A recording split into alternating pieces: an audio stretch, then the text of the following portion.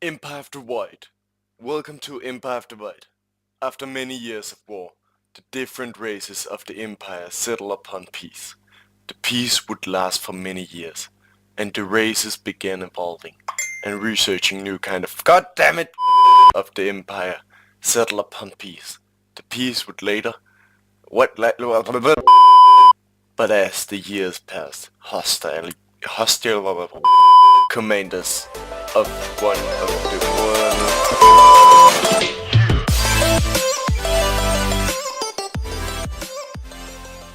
What's everyone, and welcome to a guide for Empire of the Void. For those of you who don't know what Empire of the Void is, it's an arcade game in StarCraft. So I guess you're here to learn how to get those sweet victories in Empire of the Void, or just have fun. Well, let me teach you.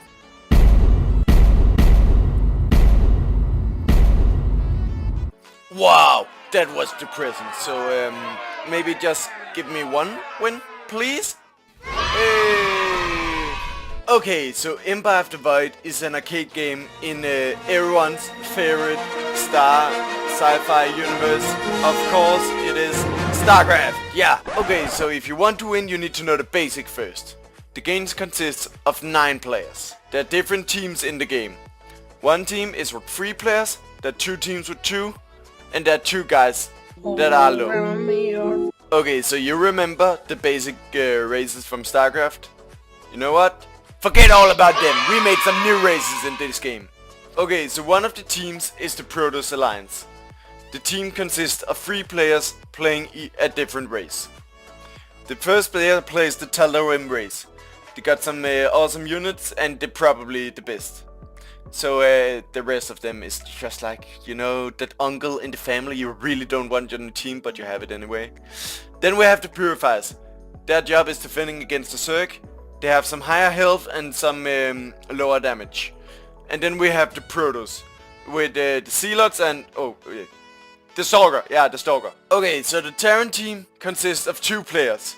We got the Terrans with the Marines and the Firebats, and we got the Miners with the Troopers and the Hercs. So the second team of 2 players, it's the Zerg Horde.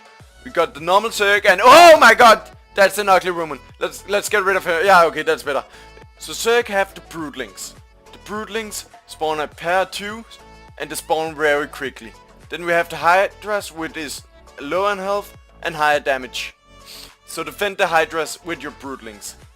The Infected have Infected Marines and Infected Terrans. The Infected Terrans are some melee units, so you use them as bait and defend the Infected Marines. Kill me! Okay, so moving on to the solo races, we have Primal. Primal are basically Zerg, but bigger, stronger, and have maybe a little bit more spawn time.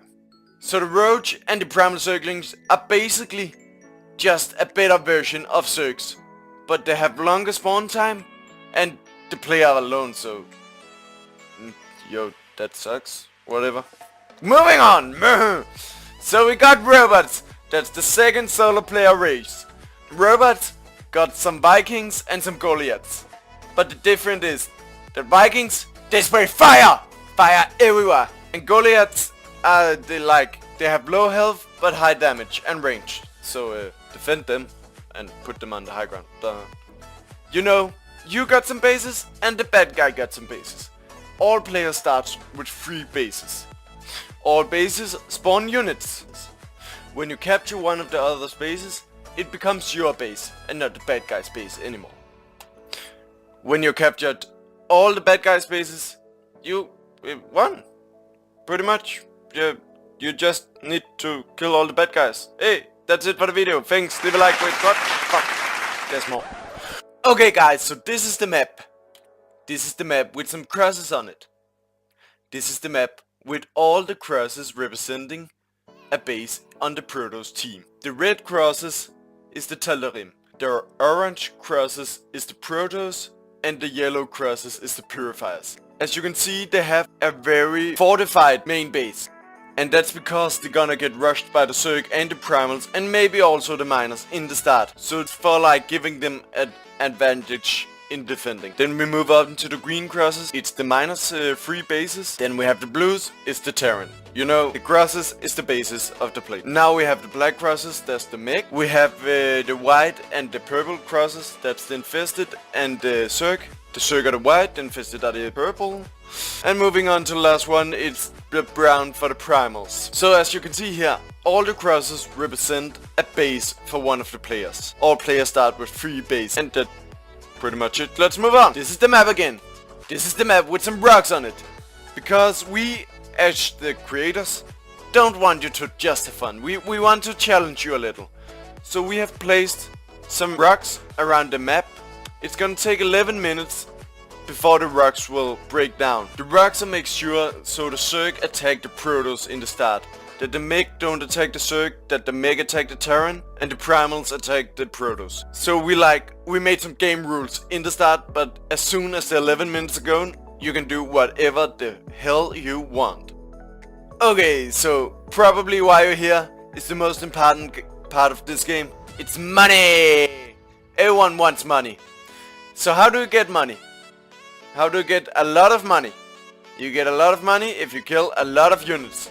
Anytime you kill a unit, you get a particular amount of minerals, and minerals is the currency in this game. It's different for whatever unit you kill.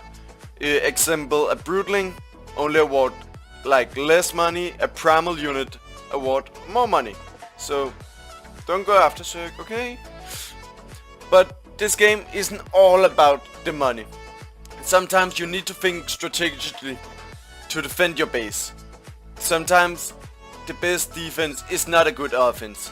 Sometimes the best defense is holding a choke point or holding a high ground.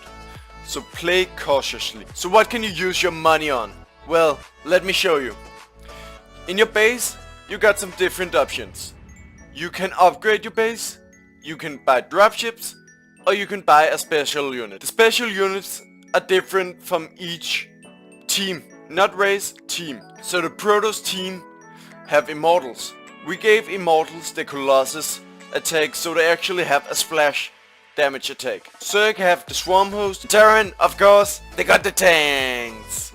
So if you play against the Terran, focus the tanks. The special units for the solar races. Primals have the Ultralisk. It's an AoE damage, high health, and we got for robots, we got the mules that can heal. So yay.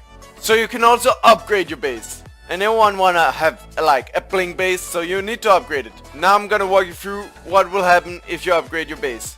The thing that would happen is that your base spawn an additional unit. It doesn't make sure that one of your units doesn't spawn. No, it spawns an additional unit that is likely better than those you have. So Talarim gets an Archon. It's an Archon. Protoss get an Elite Zealot. He got Charge and he got Whirlwind. He's effective against low health units in a big group. Purifier's got the Sentry. The Sentry have low health, but quick attack speed, quick damage. Terran have the Healer, so yeah, you can heal. And Miners got the Spectres. Spectres have low health, high damage, high range, and a stun magic. So they got a AoE stun that is an auto use. Zerg's got the little one in the corner. Yeah, that one. That's the Pygalisk. That's the one Zergs have. It spawn in a pair of 2. And it have a roach attack. So infected actually have an infected civilian with a baling inside. You know what? I was going to use Allahu Akbar. Oh no, here it comes! Allahu Akbar! Primals. Primals have the Scandapede. The Scandapede, whatever Scandapede, whatever. It's an ugly motherfucker, okay? It spawns ugly motherfuckers whenever it kills. It got high attack speed and that's it. Scandapede, ugly motherfucker. Call it that. Robots, they got Diamondbacks. So that's cool. They can shoot and they can move. They have a fast movement speed. So many of you would say that StarCraft is a lot like Star Wars. And I will not give them right. Except one point. Fucking high ground. If you got the high ground, you win. So get the high ground in this game and you won. You need to like defend the high ground, of course, but you pretty much won. And if you're attacking someone with high ground, don't! Just run! And the other tips and tricks, we got the choke point. A choke point is if you picture 2 rocks with a really small passage. That's a choke point.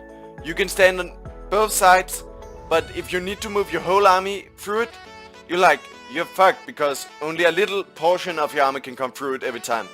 So don't cross the choke points. Try to avoid them. And that's pretty much it. Good luck. You need to win.